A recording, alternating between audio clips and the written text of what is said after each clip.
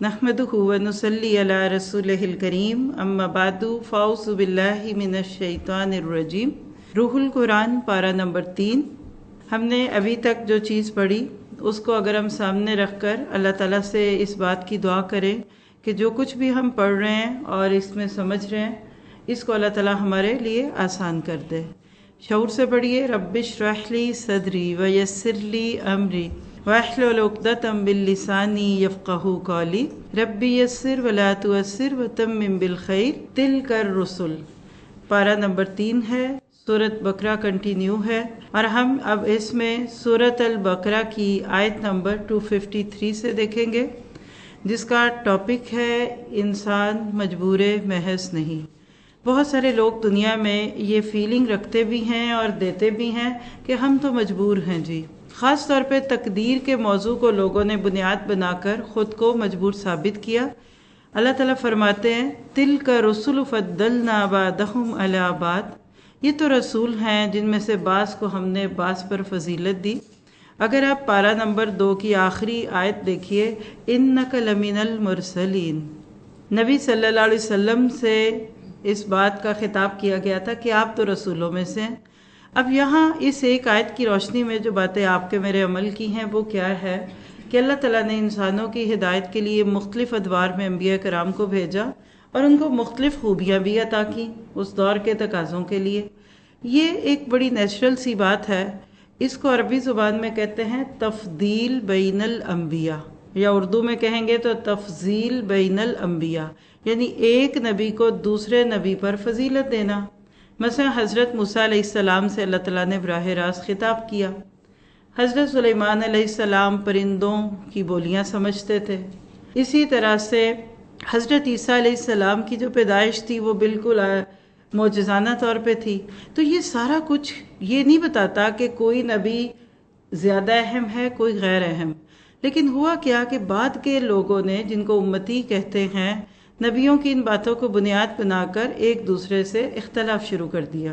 और अगर आज के दौर में आप और मैं इसको समझना चाहते हैं बीइंग अ उम्मत मुस्लिमा, तो जो बात अंबिया कराम के बाद अल्लाह ताला ने दीन की खिदमत करने वाले मुहद्दिसीन कराम से ली, हर एक अपने दौर के तकाज़ों की बेहतरीन शख्सियत थे। जैसे आज हमारे यहाँ 4 नाम बड़ी ही इज़्ज़त से लिए जाते हैं, इमाम अबू हनीफ़ा रहमहुल्लाह, इमाम मालिक रहमहुल्लाह, और इसी तरह से बाकी 2 आइमा कराम भी। तो ये अपने अपने दौर की खूबसूरत शख्सियात थे। इन्होंने अपनी हैसियत के मुताबिक उस दौर के अंदर मौजूद सारे रिसोर्सेज को यूज़ किया और दीन की खिदमत की। और ये चारों आपस में बहुत अच्छे ताल्लुकात रखते थे, एक दूसरे के शागिर्द भी थे, एक दूसरे के घरों में मेहमान बनकर भी जाते थे। इनके बीच में कोई इख्तलाफ नहीं था, क्योंकि इन सब ने जो भी दीन दिया वो नबी सल्लल्लाहु अलैहि वसल्लम की अहादीस से दिया। लेकिन आज हम उम्मत को 4 बड़े गिरोहों में और फिर नबी सल्लल्लाहु अलैहि वसल्लम की हदीस की रोशनी में 73 यानी 73 सेक्ट्स में डिवाइडेड देखते हैं। तो ये इल्म की कमी होती है। एक जुमला लिख लीजिएगा, नया नया इल्म बड़ा अकड़ा हुआ होता है। थोड़े इल्म के साथ इंसान झगड़ता है, उसको लगता है सिर्फ मैं ठीक हूँ, मेरी सोच ठीक है, जो मुझे समझ आ गया वो ठीक है। लेकिन आहिस्ता आहिस्ता जब इल्म पुराना होता है तो धुले हुए और इस्तेमाल शुदा कपड़े की तरह वो नरम हो जाता है। आज अगर इल्म के बाद आपके अंदर आजिज़ी नहीं आई तो आप समझ लीजिए कि आप अभी मज़ीद इल्म हासिल कीजिए।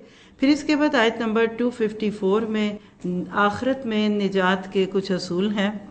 या अय्युहल्लज़ीना आमनू अनफ़िकू मिम्मा रज़क़नाकुम मिन क़ब्लि अन यातिय यौमुन ला बैयुन फ़ीह वला ख़ुल्लतुम वला शफ़ाअतुम वल काफ़िरून हुमुज़ ज़ालिमून।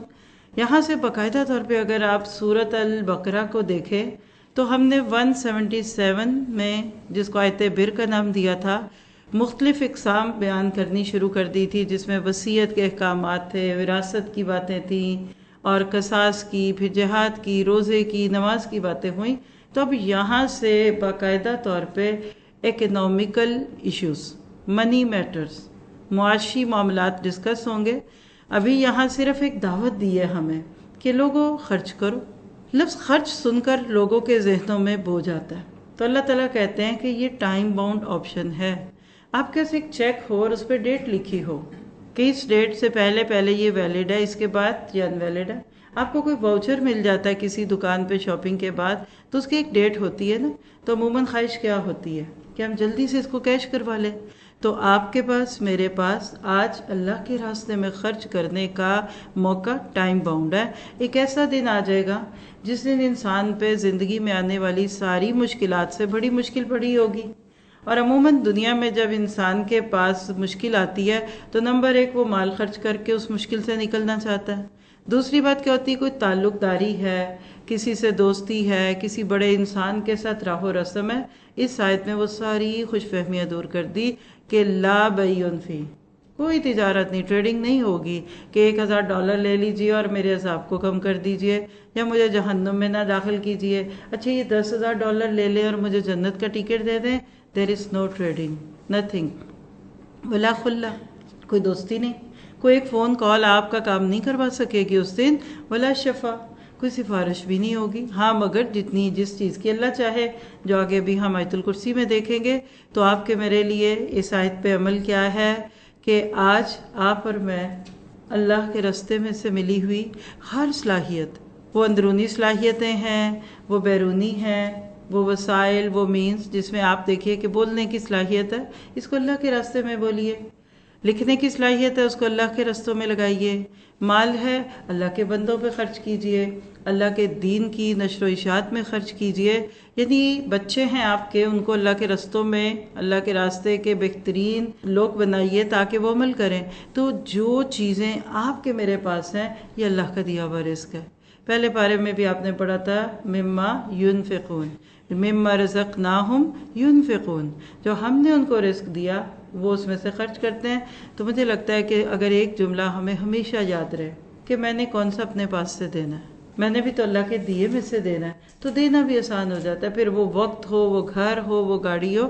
تو شیئرنگ از کیئرنگ. آج اللہ تعالیٰ نے آپ کے میرے لیے موقع دیے ہیں. الحمدللہ رمضان کے مہینے میں ہمارے لیے بہت سے مواقع آتے ہیں، اور اس پورے پارے میں آپ دیکھیے کہ انفاق فی سبیل اللہ کا موضوع بہت زیادہ ہوگا. اب جب کسی کو کہا جاتا ہے کہ اللہ کے راستے میں خرچ کرو تو ذرا سی طبیعت بوجھل ہوتی ہے. ہاں شادیوں میں، سمدھیانوں میں دینا ہو، کرتا ٹوپی دینی ہو، کسی کو شادی کے موقع پہ ایز اے دلہا کچھ دینا ہو تو ہم بہت سجا کے، سنوار کے، بڑھا کے دیتے ہیں، کیونکہ ہمارے دلوں میں ان کی محبوبیت ہوتی ہے، ہمیں وہ بڑے لگتے ہیں.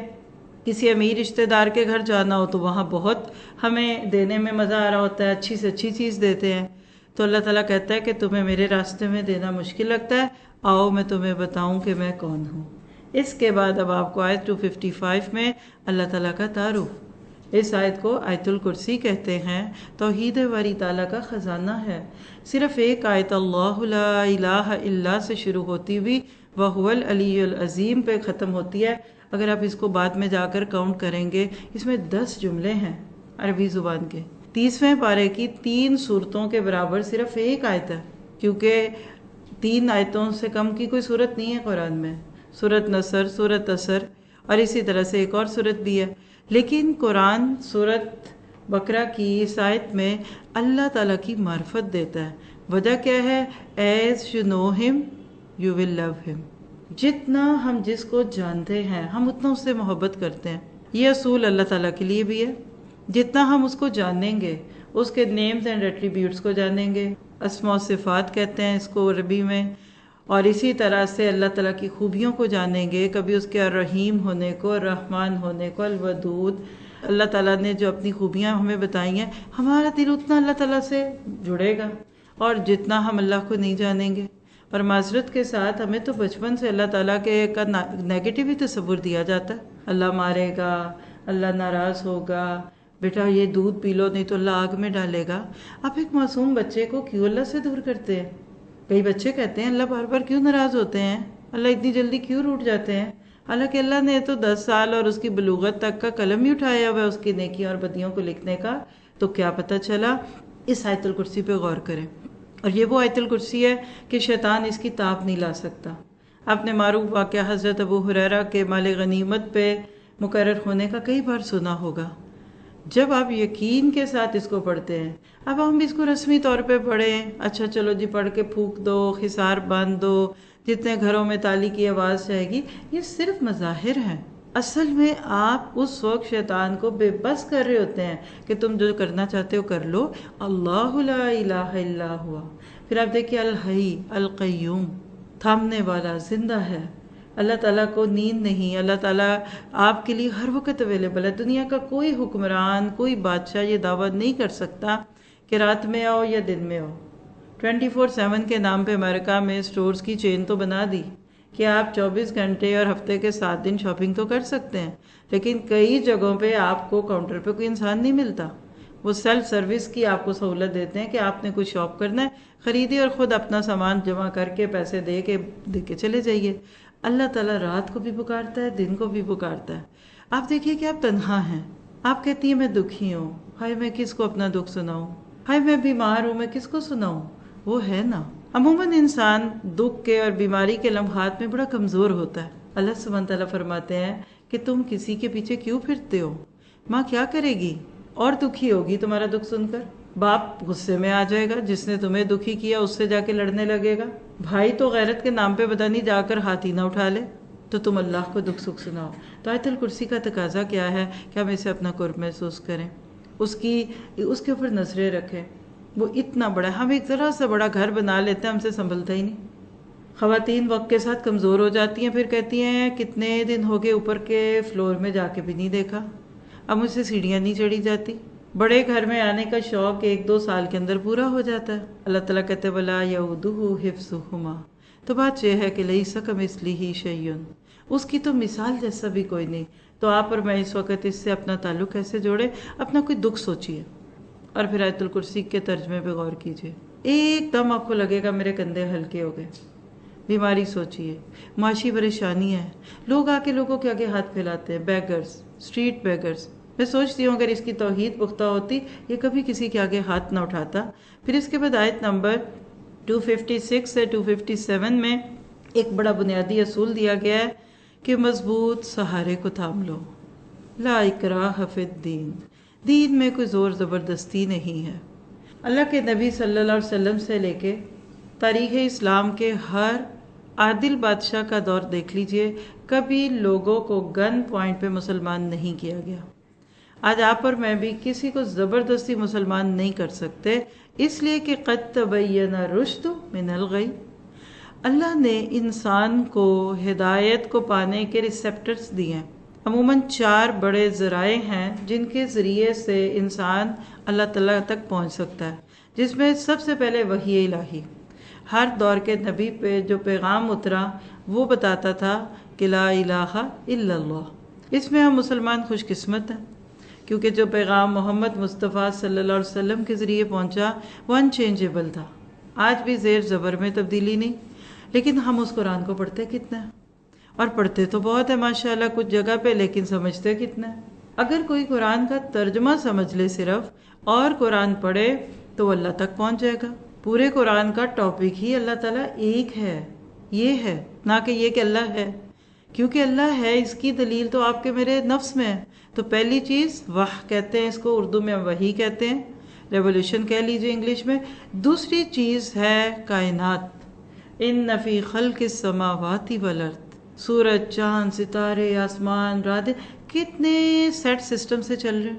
آپ دیکھ رہے ہیں کہ آپ جدھر نظر ڈالتے ہیں ایک ہارمنی ہے، سنکرنائزڈ ہے. بارش کے ہونے کے عمل کو دیکھیے، کچھ چیزیں نیچے سمندروں سے اٹھتی ہیں اور کچھ آسمانوں سے جاتی ہیں، پھر جا کے انسانیت کی پیاس بجھتی ہے. تو جو اپنی آنکھوں سے تعصب کی پٹی اتار کر کائنات کو دیکھے گا اس کو اللہ تعالیٰ نظر آئے گا انشاءاللہ. تیسری چیز عقل ہے، جس کو آپ انٹیلیجنس کہہ سکتے ہیں، جس کو آپ وزڈم کہہ سکتے ہیں. انسان کی عقل کہتی ہے کہ اس دنیا کو بنانے والا کوئی ایک ہے. مثلاً آپ دیکھتے ہیں کہ ایک بس میں 2 ڈرائیور ہوں تو بس نہیں چلتی، اسی طرح سے ایک جہاز میں 2 پائلٹ ہوں تو نہیں چلتے. اللہ تعالیٰ خود قرآن پاک میں فرماتے ہیں، آگے جا کے ہم پڑھیں گے کہ اگر 2 خدا ہوتے تو زمین و آسمان بگڑ جاتے. ٹھیک ہے، تو کیا پتہ چلا کہ یہ بھی سب کے ساتھ ایک جیسا. اس کے بعد اگر آپ چوتھی چیز دیکھیں جو انسانی فطرت ہے، اس کو نیچر کہتے ہیں، فطرہ کہتے ہیں، انسٹنکٹ کہتے ہیں. ہر بچے سے اللہ تعالیٰ نے ایک عہد لیا. اس کو انشاءاللہ ہم سورۃ الاعراف میں ڈیٹیل سے پڑھیں گے. میں تو چاہ رہی تھی کہ آپ کا آج ہی شرح صدر ہو جائے. اور یہ سوالات جو اکثر بچے کرتے ہیں ماں باپ سے، اور ویسٹ میں رہنے والے کرتے ہیں کہ ماما ہم مسلمان ہیں، فلان دوسرے مذہب پہ ہیں، وہ کیوں مسلم ہو، ہم کیوں نہ ان کے پاس جائیں، میں کیوں اپنے ہندو دوست کو کہوں کہ تم مسلم ہو، یا میں کیوں کسی کرسچین اور جیو سے یہ ایکسپیکٹ کروں کہ وہ اللہ کو مانے، میں کسی ایتھیسٹ کو کیوں مجبور کروں. تو جواب آپ کو میں نے دے دیا. 4 چیزوں میں سے صرف ایک ایکسٹرا ہم مسلمز کے پاس آج ہے جو قرآن اور سنت کی روشنی میں ہے. باقی 3 چیزوں کو سامنے رکھ لیں، ہر انسان کو ایک جیسی ملی ہے. آج بھی جو لوگ ریورٹ ہوتے ہیں وہ اپنے تجربے بتاتے ہیں کہ ہمارے اندر سے ایک آواز اٹھی. ایک خاتون تھی جو نان مسلم تھی اور کسی بہت بڑی مشکل میں پڑی ہوئی تھی، ناممکن تھا کہ وہ کام ہو، اور اچانک ان کو خبر ملی کہ وہ کام ہو گیا. تو اپنی جگہ سے اٹھی اور ایک دم زمین پہ جا کر اس طرح جھک گئی جیسے ہم سجدے میں جھکتے ہیں. اس کے ساتھ جو اس کی دوست بیٹھی تھی اس نے کہا کہ آپ نے یہ کیا کیا ہے؟ کہہ رہی آئی ڈونٹ نو، مجھے نہیں پتا. یہ خوشی کی خبر مجھ سے برداشت ہی نہیں ہو رہی تھی اور میں اٹھ کر زمین پہ آ گئی. انہوں نے کہا تمہیں پتا ہے یہ کام تو مسلمان کرتے ہیں اور دن میں کئی بار کرتے ہیں. کہتی ہیں بس یہ چیز تھی جس نے مجھے اسلام کی طرف مائل کیا کہ ضرور پھر اسلام کوئی الہامی مذہب ہوگا، اور پھر اس نے اسلام کو اسٹڈی کیا اور وہ مسلمان ہو گئی. تو اس کی انسٹنکٹ ہے نا، خوشی میں بندہ اللہ کے آگے جھک جاتا ہے. تو لہٰذا اگر ان 4 چیزوں کو سامنے رکھ لے تو لا اکراہ فی الدین، کسی کو اب زور زبردستی نہ کریں. اب آج ہمارا آپ کا معاملہ مسلم ملکوں میں رہتے ہوئے زیادہ نان مسلم سے نہیں، مسلم سے پڑتا ہے. چلیے نام کے تو ہم مسلم ہیں ہی نا، پاکستان میں 97% مسلم ہے، پوری دنیا میں 2 بلین ہے. اب آپ اور میں اس آیت کو کیسے عمل میں لائیں گے؟ تو آپ دیکھیے کہ آپ اپنے بچوں کو کہتے ہیں نماز پڑھو، وہ کہتے ہیں ہم نے نہیں پڑھنی. شوہر صاحب سے کہتے ہیں اب نماز پڑھے، بیوی کا دل نہیں ہے نماز میں. آپ کسی سے کہتے ہیں سگریٹ نہیں پیے، آپ کی صحت کے لیے خراب ہے. کوئی شراب سے منع کرے، اب آپ زبردستی کر کے اگر کوئی بات منواتے ہیں وہ نہیں مانتے، وہ کہتے ہیں ہم آپ کو کیوں مانیں. تو وہاں یہ بات یاد رکھیے قد تبین رشد من الغی. انسان کبھی کبھی برے ماحول کی وجہ سے، کبھی حالات کی وجہ سے غلط عادات کا عادی ہو جاتا ہے. ہمارا پیرنٹنگ سٹائل بھی ٹھیک نہیں، پھر ہمارے بچے خود دیکھتے ہیں کہ ہمارے تو باپ بھی نماز نہیں پڑھتے، ہم کیوں پڑھیں. اور سب سے بڑی بات ہے اللہ لا الہ الا ہو. اپنے بچوں، بڑوں، شوہروں، بیویوں، نوکروں، ملازموں، جس کو بھی آپ چاہتے ہیں کہ وہ بعمل مسلمان بنے، تو آپ ان کو اللہ تعالیٰ کی قدر کروائیے. اور اس کے لیے آپ آیت الکرسی کو ترجمے اور مفہوم سے اور اللہ کے ناموں کو غور و فکر سے کروانے والی دعوت دے دیجیے ان کو. اور پھر سب سے بڑی بات دعا ہے. جو کام ہم خود نہیں کر سکتے وہ نہیں ہوگا. تو کیا پتہ چلا ہے 256 سے دین کے بارے میں کوئی زور زبردستی نہیں ہے. کوئی آپ کی خاطر کر بھی رہے گا تو فائدہ نہیں ہوگا، کیونکہ ہدایت ضلالت سے روشن ہو چکی. ابھی سورج نکلا ہوا ہے باہر، آپ کو ہر چیز کھلی کھلی دکھ رہی ہے. رات کے وقت آپ کو کوئی چیز نظر نہیں آئے گی جب تک کہ بلب نہ جلائیں. تو اللہ کے نبی آپ کو مجھے جس دین پہ چھوڑ کر گئے وہ بڑا واضح ہے. صحابہ کرام کہا کرتے تھے کہ نبی ہمیں جس دین پہ چھوڑ کے گئے لیلھا کنہاریھا، جس کی راتیں بھی اس کی صبح کی طرح روشن ہے.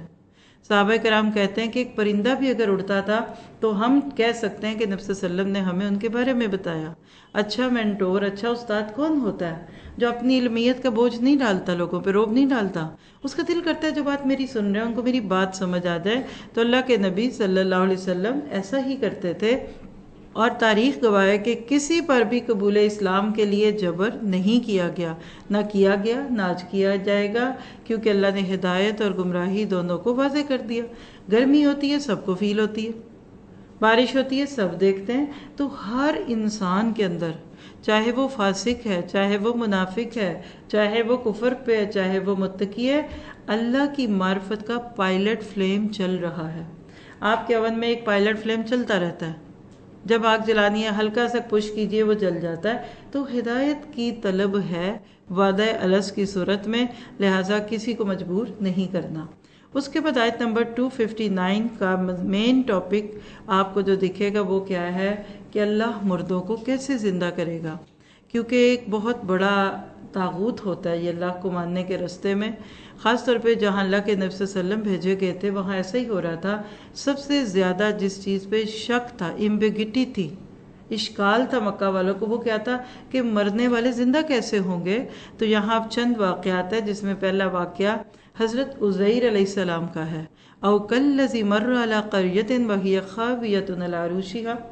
بیت المقدس قبلہ تھا ایک دور میں یہود کا، دشمن نے اس کو ختم کر دیا. اور یاد رکھیے اللہ کی کتاب کی حامل کوئی بھی قوم جب اپنی کتاب پہ عمل کرنا چھوڑتی ہے نا، صرف برکت کی کتاب سمجھتی ہے، کچھ وظیفوں کی کتاب سمجھتی ہے، کچھ پراسرار عملیات کی کتاب سمجھتی ہے، تو اللہ پھر دشمنوں کو اس قوم پہ غالب کر دیتے ہیں. آج کے مسلمانوں پہ کافی حد تک یہ بات امپلیمنٹ ہو رہی ہے. تو انہوں نے ساری کتابیں تورات کی جلا دیں اور بیت المقدس جو ان کا قبلہ تھا اس کو نیست و نابود کر دیا، ڈیمالش کر دیا. اتنے میں عزیر علیہ السلام نام کے ایک شخص جو نبی تھے وہاں سے گزرے، تو انہوں نے اس مردہ بستی کو ٹوٹی پھوٹی اور بالکل خراب حالت میں تھی اس کو دیکھا. دل میں درد بھی آیا کہ میری قوم کو کیا ہوا ہے. تو انہوں نے اللہ تعالیٰ سے وہ باتیں کی جو یہاں آپ کو دیکھ رہی ہے کہ اللہ تعالیٰ یہ بستی کیسے زندہ ہوگی. تو اللہ تعالیٰ نے پھر ان کو یہ دکھانے کے لیے موت دی اور وہ وہاں 100 سال تک مردہ حالت میں رہے. اس کے بعد جب ان کو اللہ نے چاہا جگایا، ایک تو اس سے پتہ چل گیا کہ مرنے کے بعد زندہ کیا جائے گا. اس دوران میں یہود کا عروج شروع ہو چکا تھا. پچھلی قوموں نے دشمنوں کے ساتھ مقابلہ کر کے پھر ان کی نسل میں نیک لوگ آئے. اب ہوا کیا کہ جب بستی دوبارہ زندہ ہوئی، تورات نہیں تھی، تو عزیر علیہ السلام نے اپنے حافظے کی مدد سے پھر دوبارہ تورات لکھائی تھی. یہ ہے وہ وجہ جس کے لیے آپ سورۃ توبہ میں ایک آیت پڑھیں گے، وقالت الیہود. جیسے نصارہ کا عقیدہ ہے نا کہ حضرت عیسیٰ اللہ کے بیٹے ہیں نعوذ باللہ، اس طرح یہود کے ایک گروہ، ایک سیکٹ کا عقیدہ ہے کہ حضرت عزیر اللہ کے بیٹے. وہ اس واقعے کی بنیاد میں. تو اس سے آپ کو مجھے کیا شرح صدر ملا کہ اللہ تعالیٰ مردوں کو زندہ کرے گا. ہمیں اس پہ کوئی ڈاؤٹ نہیں ہونا چاہیے. بعض دفعہ لوگ ناسمجھی میں بھی کچھ باتیں کہہ دیتے ہیں کہ جی دوبارہ کس نے دیکھنا ہے، ایک بار جینا ہے، دوبارہ تو نہیں آنا. تو اس سے بچنا ہے. اس کے بعد آگے آیت 260 میں ایک اور واقعہ ہے حضرت ابراہیم علیہ السلام کے اطمینان قلب کا. اللہ نے انبیاء کرام کو دوسروں کی ہدایت کے لیے چونکہ چنا ہوتا ہے. آپ کہہ سکتے ہیں کہ نبی ایمان کا وہ فرنس ہوتے ہیں کہ جس نے دوسروں کو ایمان دینا ہوتا ہے، ایمان کی بھٹی ہوتے ہیں. انبیاء کرام کے دلوں میں ایمان کی آگ جل رہی ہوتی ہے. تو کبھی کبھی اللہ تعالیٰ ان کو ان یوزل چیزیں دکھاتے ہیں. مثال ہے کہ میں آپ کو اس وقت بتانے کی کوشش میں ہوں، اگر میرا اپنا ہی مائنڈ کلیئر نہیں کسی آیت پہ، میرا اپنا ہی کوئی کانسیپٹ کلیئر نہیں، تو میں آپ کو کیسے کلیئرٹی دوں گی. اور میری نظر میں ایک اچھا استاد، اس کو پرکھنے کا ایک کرائٹیرین یہ ہے کہ جب آپ اس کے پاس سے اٹھے نا تو آپ کہیں گے بڑی آسان باتیں تھی، یہ تو بات سمجھ آ گئی، کانسیپٹ کلیئر ہو گیا. اور اس کے برعکس اگر آپ کے ہمارے استاد کو بہت آتا ہے، وہ عربی بہت پڑھتے ہیں، ان کی مثالیں بڑی اونچی ہوتی ہیں، تو آپ کو کیا ملا. تو انبیاء کرام دوسروں کو بات سمجھانے کے لیے آتے ہیں. تو وَإِذْ قَالَ إِبْرَاهِيمُ رَبِّ أَرِنِي كَيْفَ تُحْيِي الْمَوْتَى. اس واقعے میں بھی بالکل اسی طرح کا واقعہ ہے کہ 4 پرندوں کو پہاڑ پہ رکھ کر اس کو بالکل ختم کیا، اور جب انہوں نے ان کو پکارا تو پلٹ آئے. اصل میں اس میں دلیل تھی کہ قیامت کے دن جب سور کی آواز پڑے گی تو قبروں میں سوئے ہوئے لوگ جو کب سے صدیوں در صدیوں سے قبروں میں تھے، وہ اللہ کی اس پکار پہ نکل کر آئیں گے. آپ کے میرے لیے بھی اس میں یقین ہے، اللہ کا شکر ہے. ہمارے والی جنریشن کو تو اس میں کوئی ڈاؤٹ نہیں ہے. آگے مجھے نہیں پتا ہمارے بچے جن افکار میں ہیں، جن نظریات میں ہیں، جن لوگوں کے ہاتھوں میں تعلیم پا رہے ہیں، کیا وہاں ان کی سوچے جائیں گی. لیکن ان یوزل طریقے سے کچھ تھاٹس ہماری نسلوں کے ذہنوں میں ڈالی جا رہی ہیں، جس میں ایک یہ ہے کہ موج کرو، مستی کرو، کون سا دنیا میں بار بار آنا ہے. تو بار بار تو نہیں آنا، لیکن ایک بار دوبارہ زندہ ہم نے ہونا ہے. اس کے بعد اب وہ موضوع جو آیت 254 پہ شروع ہوا تھا، یا ایھا الذین آمنوا کہہ کر انفقوا مما رزقناکم میں، جہاں سے آج ہم نے مال کی بات شروع کی. اب یہاں آیت 261 سے 273 تک صرف انفاق فی سبیل اللہ پہ بات ہوگی. ابھی سمجھ لیجئے، بیچ میں ہنٹ دے دوں گی کہ مال خرچے کرنے کی مختلف صورتیں ہیں، جس میں بہترین اللہ کے راستے میں. جب آپ کہتے ہیں نا کہ اللہ کا راستہ، مثلا مثل الذین ينفقون اموالهم فی سبیل اللہ، ان لوگوں کی مثال جو اپنے مال اللہ کے راستے میں خرچ کرتے ہیں ایسی مثال ہے جیسے ایک دانہ، اس میں سے 7 بالیاں نکلتی ہیں اور ہر بالی میں سے پھر 100 دانے نکلتے ہیں۔ واللہ یضاعف لمن یشاء، اللہ ملٹی پلائی کر دیتا ہے، اللہ بڑھا دیتا ہے جس کے لیے چاہے، کیونکہ واللہ واسع علیم، اللہ خوب جاننے والا ہے۔ کسی کھیت میں اگی ہوئی گندم یا کسی فصل کو ذہن میں لائیے تو اس ایک آیت نے کیا بتا دیا کہ ایک دانہ جو ایک کسان زمین میں ڈالتا ہے کچھ مہینوں کے بعد، 1 سال کے اندر ہی اندر کئی ہزار دانے دے کے جاتا ہے۔ یہ بات آپ خود بھی دیکھ سکتے ہیں اگر آپ نے کبھی فصلیں کہیں لگتی اگتی دیکھی ہوں یا کوئی ڈاکیومنٹری دیکھی ہو۔ ہم سب کا ایمان ہے جو گندم ہمارے گھر میں آتی ہے وہ کہاں سے آتی ہے؟ اس آیت کی روشنی میں ایک دانے سے 700 دانہ ہوا۔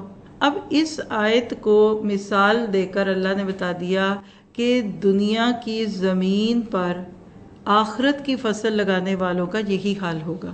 ہم سارا دن خرچ کرتے ہیں اور مرد بیچارے تو ہے ہی قوام، اللہ ان کو سلامت رکھے، بیوی بچوں پہ، رشتہ داروں پہ، معاشرے کی فلاح و بہبود پہ خرچ کرتے ہیں۔ وہ نہ کریں تو کہاں سے آئے گا؟ لیکن اللہ کے راستے میں خرچ کرنا یہ کیوں اتنا پسندیدہ ہے؟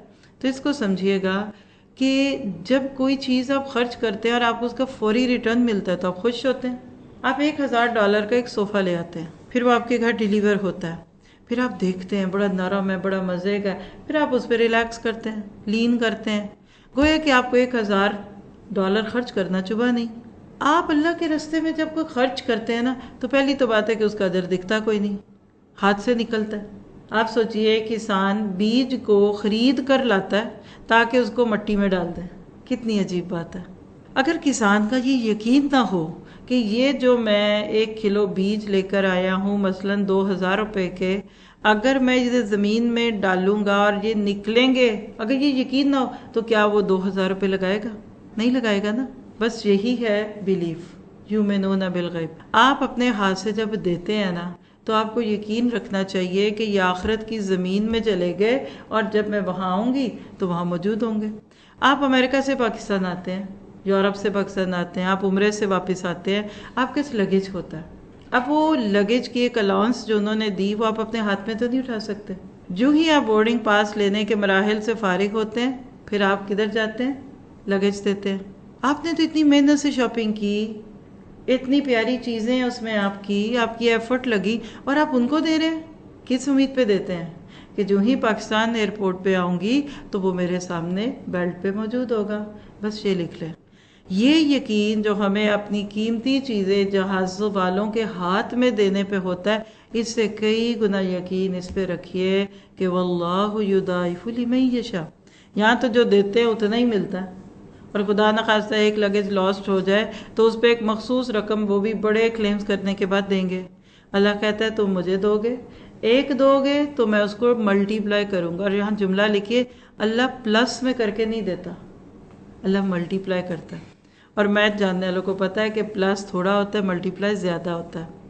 4 + 4 8 ہے، لیکن 4 × 4 16 ہے، تو اللہ کے پیمانے بہت بڑے ہیں۔ پھر اسی میں اللہ تعالیٰ نے آپ کو مجھے اس بات کی بھی رغبت دی کہ دل چھوٹا نہ کیا کرو، کھلے دل سے دیا کرو۔ اور ایک جملہ، مٹی مخلوق ہے، انسان اپنی آنکھ سے دیکھتا ہے کہ مخلوق اتنی ایماندار ہے کہ آپ ایک بیج دیتے ہیں تو وہ کم سے کم 700 دانے دے کے جاتی ہے، تو خالق کتنا پلٹائے گا۔